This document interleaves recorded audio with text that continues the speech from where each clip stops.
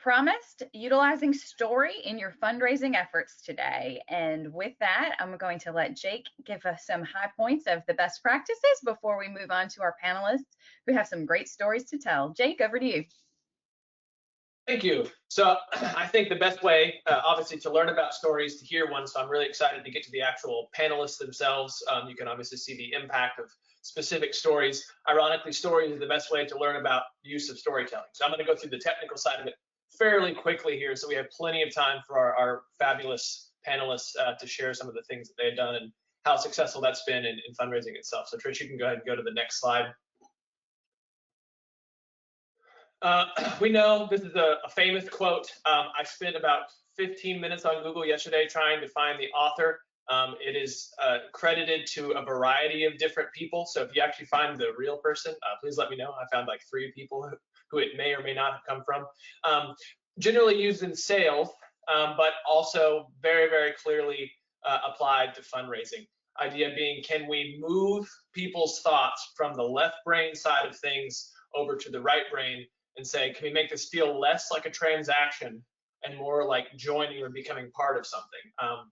If you told a story about one patient who was served, that is tremendously more impactful than talking about 100 patients or 1,000 patients whose lives you saved. I don't even know 1,000 people. I can't picture 1,000 people. Like, in terms of scale, just our psychology doesn't allow us to feel that impact. But if you tell the story about one person, it tends to make a tremendous difference. And even using that, not necessarily even in the gift side of things, but the recognition and stewardship and follow-up, saying here's how your gift was impactful, makes an amazing difference in retaining donors as well. So next slide, Trish, talking about stories specifically and how to utilize them most effectively in fundraising. So we remember new information, or we remember old information through stories. This is why mnemonic devices work for memorizing vocabulary or facts in school. People who are professional number memorizers, I know this sounds like a crazy thing, but this is an actual thing. People who they'll be given an hour or 30 minutes, or given an allotted amount of time, and there's just hundreds, thousands of digits on a page, and they go through and they can recite from memory an hour later that entire thing. What they do is they'll assign words to each number, and they'll create a story in their head all the way through. So if 1 is like the boy and 2 is like the park, they'd say, okay, the beginning of the story is the boy went to the park, and so that they know the first 2 numbers are 1 and 2. They can memorize these massive things because our brains are wired for story. We remember things better through story. We relate to things better through story. So we can use this to our advantage in fundraising and being able to relate to a donor in explaining a project, explaining impact, because we can connect it to existing information they already have. We gather new information as well by relating it to existing stories. The truth is we can't learn anything new. We can only apply it to existing information we already have. Just the way that synapses work, and I won't go into the science of it specifically, but you can't actually get a brand new concept and remember it without going first and getting additional concepts before that you can relate it to. That's why none of us we couldn't read a book on quantum physics and immediately understand it unless we were in that field. We would have to have a lot of prerequisites to do that. Like, I could read down a page of science and it wouldn't make any sense to me at all because I don't have the foundation. I can't relate it to existing information that we have. So that's what the key of storytelling is taking new information about our program, about what we're doing, about our impact, and relating it to the lives or the existing information, what the donor or the prospect may know about us, about healthcare, anything like that. Story is shorthand for our brain to remember detailed information in the kind of the way that music is. Like, you know, it's very, very difficult to memorize the Constitution or to memorize the Declaration of Independence. People do it, but you can recite lyrics to hundreds, thousands of songs. It's very, very easy the way that it's stored in your head, and you don't know why. It's because it's the way that it's organized. It's sort of a shorthand compared to just straight memorizing details. So if you're out spewing facts and talking about, oh, this is going to impact this many people, or it's going to increase our margin by this percentage, they may remember that for a few seconds, but in terms of a lasting impact, it makes no difference. A lot more effective to sit down, tell them a specific story about a patient who was helped or who could have been helped differently, and that is far more impactful and much more likely to get the gift in that case. If you want to read more about it, the Psychological Science Manual, also the book Wired for Story, which when we used pretty heavily. We had a storytelling PDI about 3 years ago now, I think, and we relied a lot on just the research and the data from that. So if you're interested in learning about the psychology of storytelling, two fantastic resources I would highly encourage to check out if you need a little extra reading. Next slide, Trish.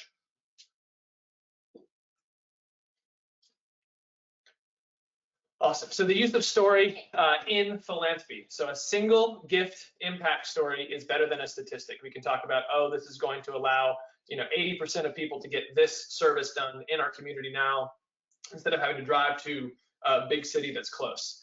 If you can talk about, oh, here's a specific person who didn't have the ability to travel and now they could, that makes a much, much bigger impact on someone's memory and their likeliness to join the project than saying, oh, we can serve 80 people. Story is not a journalistic account, so it has to have kind of a narrative structure. To be counted as a story, it's not what you'd see in a newspaper. It's not the who, what, when, where, how. It's not the straight facts of this is what happened in sequence. You have to have a character who's put into a setting, and there has to be a conflict and resolution. There's an issue that this character had, and then over the course of this story, they come to the point where it is resolved. This is a structure that's been used, thousands of years. The Greeks were using this very, very effectively in rhetoric, in government, in politics, and we know that it's worked just ingrained into our DNA for thousands of years. Story is most powerful when it's about one person. We can think, oh, here's a story about a family, or here's a story about a group of people. It makes it a little less tangible. If you can, even if you have to make up a name for confidentiality reasons, if you can go through and tell your story about one single patient and really limit that to one person. There can be other characters in the story, but make sure the story is about that singular patient or that singular family member who went through X or Y, and have that nice even character arc of, here's someone, this is an issue that they had, here's what happened, here's what we were able to do, and here's the ending where they ended up like this.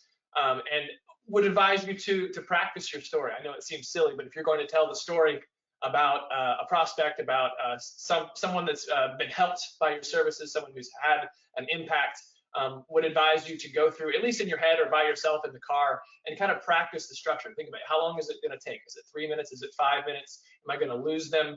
Am I giving them extraneous information? It's not really relevant, but I'm just kind of flowing as I go. The more you can have that practiced kind of pitch, just as the way you would practice your elevator pitch for your mission when trying to get a gift, makes a tremendous impact. So next slide.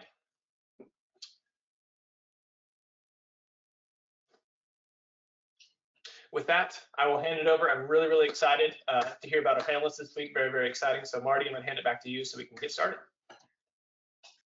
Thank you, Jake. As he said, facts tell, stories sell. And we're so excited today to have 3 panelists. Each of them have singular individuals that they're sharing stories about.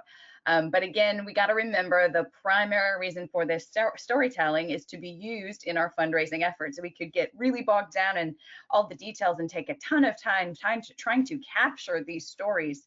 But I think all 3 of these individuals did an amazing job of mobilizing quickly, getting the message out, and using it in their efforts going forward. So let's always keep in mind that these activities we're doing and things like this are to support our fundraising efforts so that we can focus on raising that money, especially focusing on major gifts.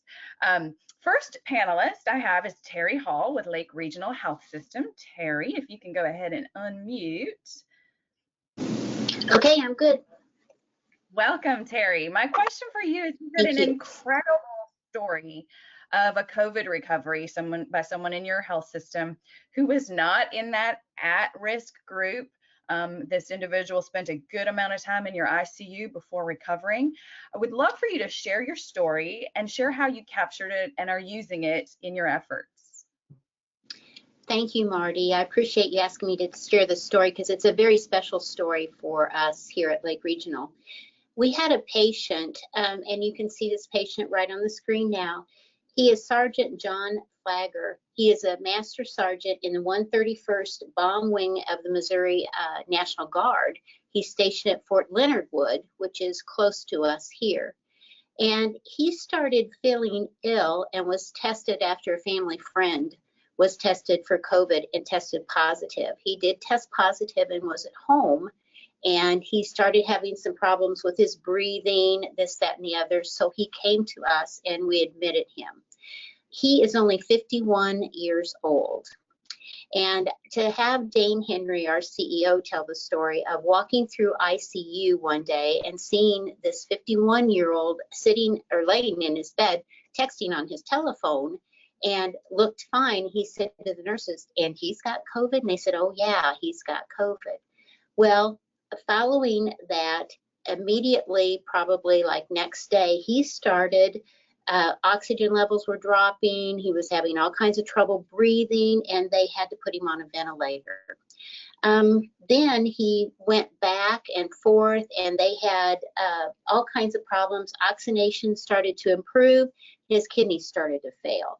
He was got inflammation of the brain. I mean, he just went on and on about how this was. He spent 39 days going back and forth, and the doctor said we take one step forward and 2 steps backwards with him. But to make a long story short, he fought this and he got through it all. So we have him now that is a 51-year-old that went through the COVID. But one of the main things, and I think you've got another picture there, Trish, a couple more maybe, of the stealth bomber. Maybe that, yeah, right there, that. The stealth, they contacted us, and all over Missouri, which the stealth is located at this Air Force Base, Fort Leonard Wood Air Force Base. They contacted us and said they were going to do a flyover.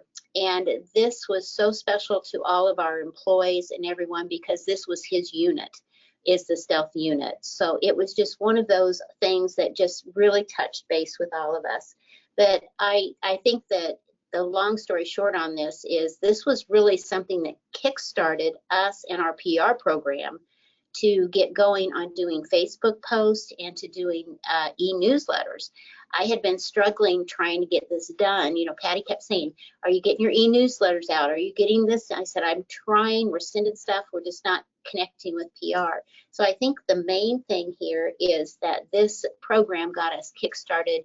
And once I got PR on board with this, they were able to see the benefits of using Facebook, using e-newsletters, and getting the word out and telling our story. We had been doing that previously, but just newspapers and things like that. So I think this was just a plus for all of us there.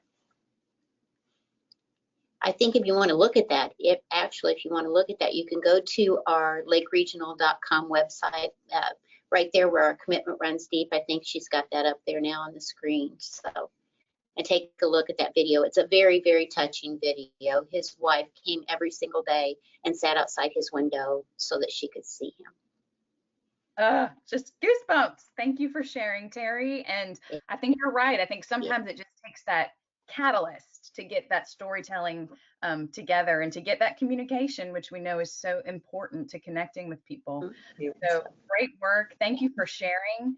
And as with all of our forums, we will have not only the slides and the pictures that are up today, but we are also going to have links. I know yours is a video.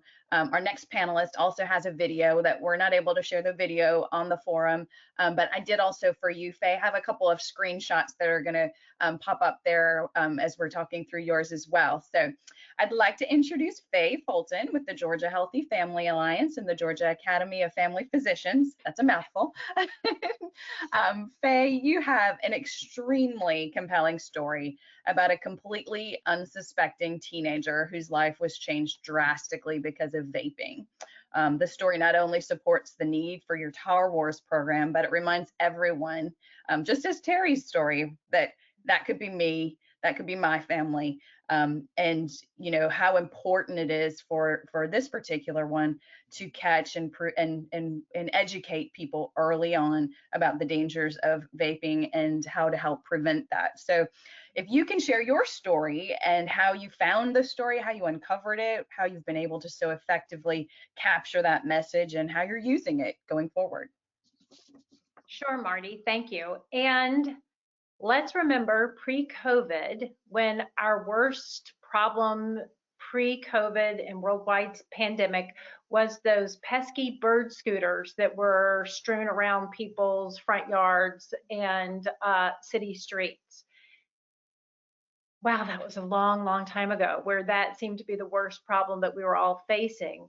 Between that and the worldwide pandemic, there was also a lot of stories about vaping and EVALI. That was a new term to many of us, and tragic stories of people getting critically ill because of an overuse of vaping. So, as Marty mentioned, our project that we have adapted, that our National American Academy of Family Physicians has been promoting for 15, 20 years, is TAR Wars, which is little education units that go in at the elementary school level. Research shows if you get to kids before they're ever offered a puff, a chew, a spit, a smoke, a toke, whatever it is, the better chance you'll have to make sure that they avoid any of those products.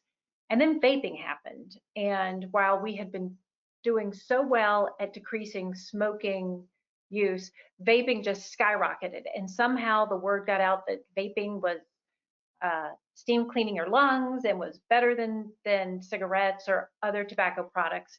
And we had lots of stories, and I'm sure in your communities as well, of people, mostly kids, that were vaping either tobacco or other products that were really doing tragic things to their lungs. So we heard of several stories that were in the local press, Marty, and we heard of one high school student who the vape product blew up in his face. He came very close to losing his eye and potentially killing him for where the shrapnel, for lack of a better word, ended up in the face. So we initially approached him and his family. And what we found several times is that because of these cases, many of the family members are pursuing class action lawsuits against the tobacco company. And therefore, they were hesitant to step forward. The story that we have on the video, and I do ask that everyone take a minute afterwards when Marty and Pride sends out all the links to take 3 minutes of your time and watch this video, because it is sold by the story of a mother, and not just a mother of a teenage boy, but a mother of a nurse who works in a hospital and gets the terrifying call that she has not just a loved one, but her son in, and she specifies what emergency room bay it was. And she knew just because of where her son was placed in the ER that there was something tragically wrong. And he had been a vapor, a hidden vapor from her. And he had been this big sports guy. And unfortunately, the ER doc or the pulmonologist knew about it right away and went in and said, "It's confession time, bud. What have you been doing? Have you been vaping?" And the son says, "Well, yes." And he had multiple lung collapse, multiple surgeries, and his life is forever changed. Unfortunately, it's not the happy story that Terry shared with us, because while he is living, he will always have tragic, fragile lungs. And this is a 19-year-old kid, 18-year-old kid, a senior in high school this year. So the story that she tells really hits everyone who has children or loves on children, because she just turns to the camera and says, pick up your child's phone and see what they're doing. They're vaping. And we use that. If we can get a potential interested donor to look at that, it is such a compelling story about what we're trying to do before you get to Jack and his life going astray. So that's our story. I do have to say that we had an outside company that put together, it's like a news package. And that also, I think, made it very compelling, is that, as you can tell, we had beautiful graphics. It's not something that we could have done. So the fact that we got some support to get an outside video packaging company to do it was also part of the magic of the story. Thanks, Marty. Thank you so much, Faye. Yeah, y'all definitely need to take a look at that video. It is, you can't help but be touched by it. And they just did an amazing job capturing it. And it's so easy to share videos. So I encourage people that have the opportunity to capture a story like that to use video when you can, for sure. But great job sharing it as well. Thank you so much, Faye. Our final panelist is Jane Snipes with Whitfield Healthcare Foundation, and they have their Think About It Thursday. We've seen them share before, but Jane, you had a pandemic story that featured in your Think About It Thursday e-newsletter. Explain the process you went through to capture this story, and tell us about the story, and then share maybe how you captured it, who wrote it, how you approached the article, and any other ways that you might be using the story in your fundraising efforts. Thank you, Marty. This story is about one of our longtime donors, Betty Sponsler.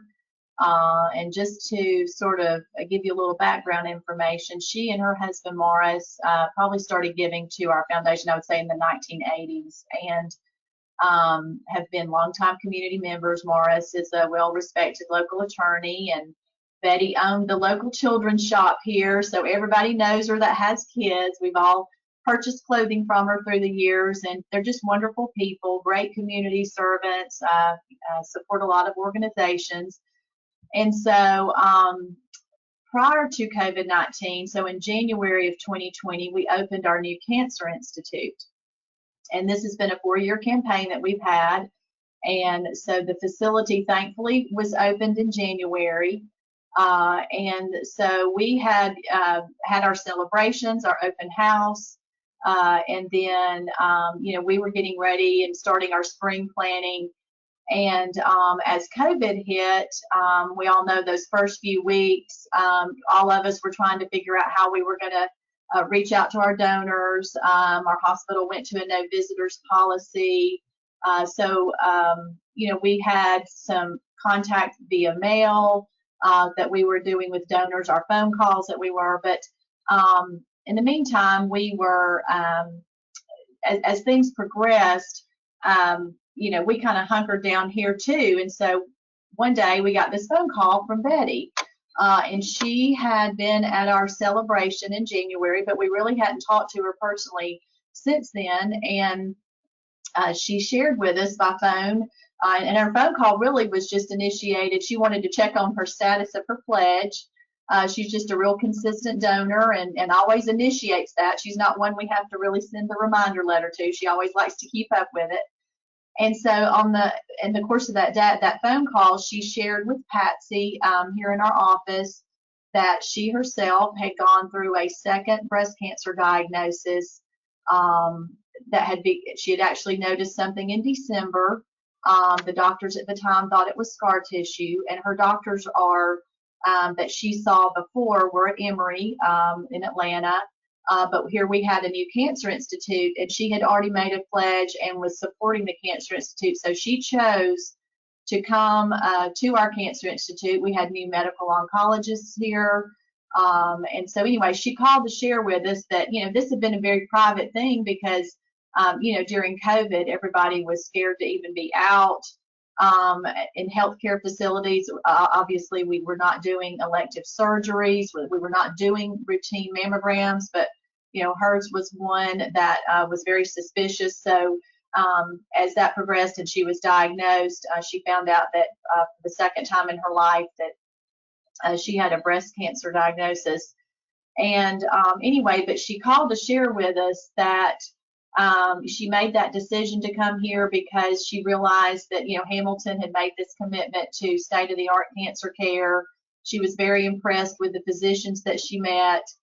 She knew we had the latest technology, and she had taken the tour and learned a lot about the new equipment that we had when we had our open house. And so she felt very confident going in and just really connected with we have a wonderful new medical oncologist here, Dr. Eric Turner.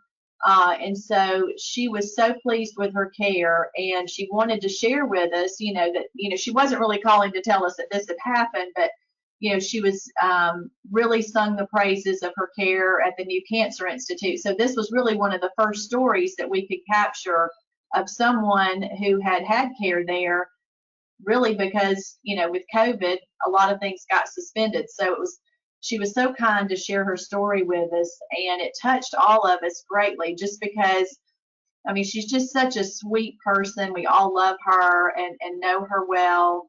And her husband has experienced a number of health issues too, separately. And so just knowing that they went through this, but she talks about how, that when she realized that she needed to have a procedure, and she came in and her husband was having to drop her off at the door, shedding tears as they turned away, and she had to come in by herself to ambulatory surgery to have her procedure done. She had no family around, but she talked about how Hamilton's care providers immediately became her family and how they truly cared for her at a time when she felt very alone and very vulnerable.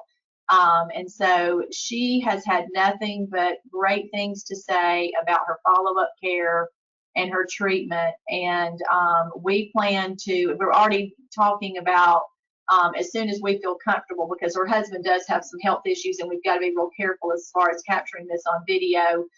But we'd like to get actually both of them videoed with this story. And she was really sweet about when we called her. We said, Betty, would you care just to kind of put some things on paper for us and share those with us? And she said, oh, Jane, I've already done that. I've been journaling the whole time. I wanted to journal this. And she said, I've been home a lot, so I've had a lot of time to reflect and think and write about this. And so that was a great thing for us that she literally emailed me within 30 minutes after I called her about sharing her story and got her permission to use this on our Think About It Thursday. And it's really interesting because she's part of a ladies group that they get together every Friday and have lunch. And I think they haven't done a whole lot of that recently, but they did do that, I guess, right after we published the Think About It Thursday. And so a couple of her friends have actually sent gifts also, which was really neat because I think they've talked about her story. And I feel like once we get this actually on video and can share it with the greater community, even that way, that it'll be more powerful for people to see that here's somebody who experienced a very challenging diagnosis and treatment during COVID-19 and came out on the other side. And she's, cancer free at this point too. She's already gotten that news. So there's just a lot of relief and a lot of celebration. And she said that she could not have had better care. So it's just a really good all around good story for us. And because of who they are in the community too, they're so well liked, well respected, and that it goes a long way, I think, here. So we'll definitely look forward to using that and sharing that in other ways. Thank you, Jane. Yeah, I love the voice with her voice, and that's awesome that you were able to do that with her journaling. Just a reminder, everywhere we look, there are stories. We just have to be ready and willing to take them in. And a reminder that by utilizing a Grateful Patient program is an amazing way to have ongoing stories coming into your foundations. So if you're not already doing that, just a reminder, we've got that Grateful Patient Academy coming up in August. And please continue to look for those opportunities to implement ways to capture stories so that you can inspire giving, just like these 3 great stories. So thank you all so much.